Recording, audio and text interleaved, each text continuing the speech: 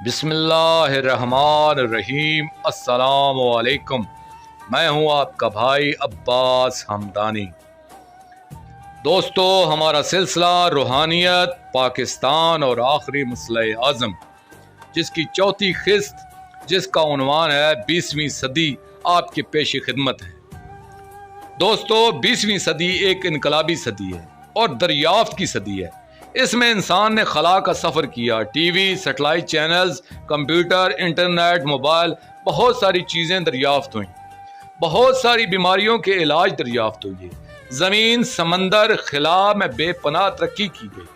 بہت سارے ممالک کی سرحدیں بنی اور ٹوٹیں۔ بہت سارے بڑے ملک ٹوٹے اور نئے ملک وجود میں آئے۔ تو دوسری طرف ایٹم بم، ہائیڈروجن بم اور دوسرا خطرناک ترین اسلحہ، جنگ عظیم اول، دوم اور لاتعداد دوسری چھوٹی بڑی جنگیں بھی اسی صدی کا تحفہ ہیں۔ دوستو، جب روحانی دنیا میں اپ سیٹ ہوتا ہے یا ان بیلنسنگ ہوتی ہے تو عام دنیا میں اس کے اثرات شدید طریقے سے ظاہر ہوتے ہیں۔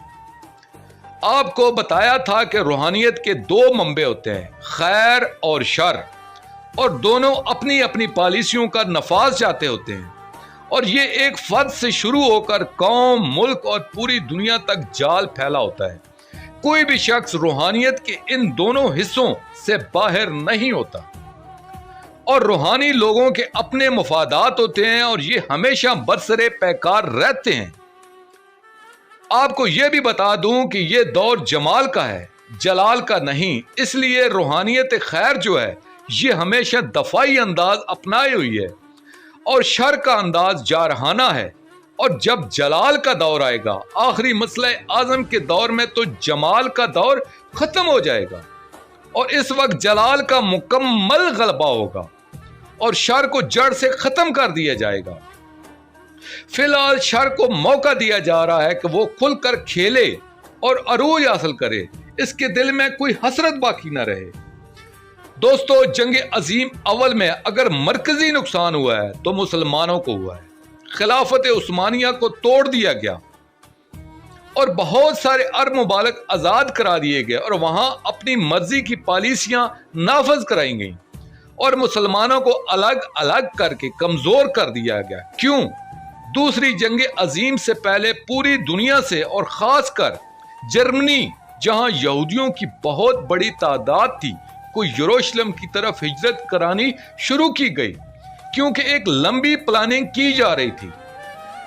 دوسری جنگ عظیم بھی جرمنی نے شروع کی، اور اس جنگ میں جن یہودیوں نے ہجرت نہیں کی تھی یروشلم کی طرف، صرف ان کا قتل عام کیا گیا اور باقیوں کو ڈرا دھمکا کر ہجرت پر مجبور کیا گیا۔ اور یہ عام اور خاندانی یہودی تھے، اور ان میں اشک نازی یہودی، جن کو زائنسٹ بھی کہا جاتا ہے، جنہوں نے یہودیت پر قبضہ کیا ہوا ہے، وہ شامل نہیں تھے۔ اور اسی جنگ میں یورپ کو بری طرح کمزور کیا گیا۔ وہ برطانیہ جس کے راج میں سورج ڈوبتا نہیں تھا، اب وہاں کئی روز سورج نظر ہی نہیں آتا۔ جاپان جو ابھرتی طاقت تھی، اس کو ایٹم بم مار کر کمزور کیا گیا اور امریکہ بہادر کو مضبوط کیا گیا، اور وہاں اشک نازی یہودیوں نے اپنا حصار مضبوط کیا۔ روتھ چائلڈ فیملی نے بینکنگ سود کے کاروبار کے ذریعے امریکہ اور دنیا کی معیشت کو اپنے پنجوں میں جکڑ لیا، اور اسی وقت اسرائیل کا قیام عمل میں لایا گیا، جس کی وجہ سے یہ سارا شیطانی کھیل رچایا گیا تھا۔ مسلمان تو پہلی جنگ عظیم میں ہی توڑ دیے گئے تھے، اور یہ سوائے احتجاج کے کچھ نہ کر سکے۔ جب ان سب نے مل کر اسرائیل سے جنگ کی تو 6 دن میں یہ سارے عرب بھاگ کر معافی مانگنا شروع ہو گئے۔ بہت بری طرح شکست ہوئی، اور اب اگر اقوام متحدہ میں اسرائیل کے خلاف کوئی قرارداد پیش کی جاتی ہے تو امریکہ اس کو ویٹو کر دیتا ہے۔ یہ تو سارا نیگیٹو سپرچل والوں کا کھیل تھا۔ اب یہاں پر پازیٹو سپرچل والوں نے کیا کیا، کیا گیم کی؟ انہوں نے دنیا کے ایک الگ کونے میں اپنے لیے ایک الگ ریاست پاکستان کا کام کرایا کہ مستقبل میں یہی ہمارا ہیڈ کوارٹر ہوگا۔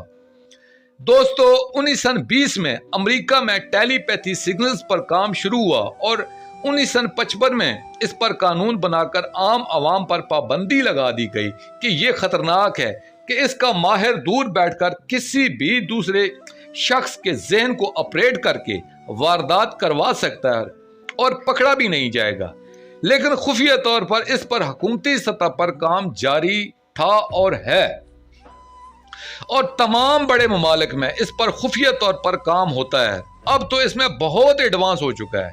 रूस में दिमाग की ताकत से यानी दिमागी सिग्नल के जरिए मिसाइल तक ऑपरेट के कामयाब तजर्बे हो चुके हैं, और बड़े ममालिक बहुत पहले ये समझ चुके थे कि मुस्तकबिल में तरक्की वो मुल्क करेगा जिसके पास रूहानी हथियार ज्यादा होंगे।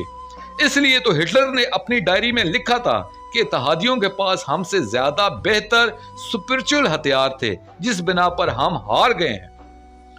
दोस्तों, आखिरी मसले आजम के दौर में इनका सबसे बड़ा मुखालफ इसराइल होगा, जिसके पीछे दुनिया की सारी शैतानी और दजाली कुव्वतों का हाथ है। इनके ज़हूर से पहले भी सारे रोड़े अटका रहा है, क्योंकि शर अपनी हुकूमत और पॉलिसियों का नफाज चाहता है। न्यू वर्ल्ड ऑर्डर क्या है? इल्यूमिनाती ग्रोह, फ्री मैसन, कहाल और दूसरी यहूदी और दजाली खुफिया तंजीमें इसके लिए काम कर रही हैं, और दुनिया में एक एक शख्स का कंट्रोल किया जा रहा है। अब मोबाइल फोन के जरिए तो हर शख्स का डेटा इनके पास है और हर फर्द इनकी नजरों में है। दोस्तों, आखिर में आपसे गुजारिश करूंगा कि अपनी कीमती राय का इजहार जरूर किया करें, ताकि मेरी हौसला अफजाई होती रहे और दुरुस्ती होती रहे। दोस्तों, आखिर में अपने पाक शहनशाह की बारगाह में दुआ करेंगे।